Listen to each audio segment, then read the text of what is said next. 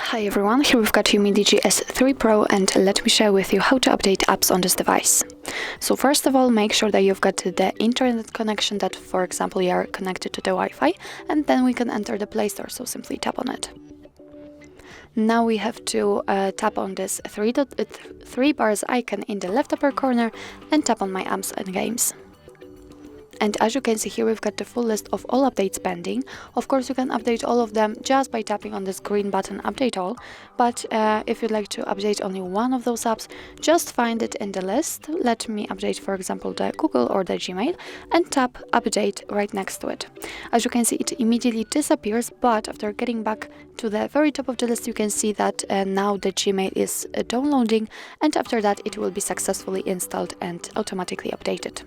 So actually that's all. This is how to update apps in your UMIDIGI S3 Pro. Thank you so much for watching. I hope that this video was helpful, and if it was, please hit the subscribe button and leave the thumbs up.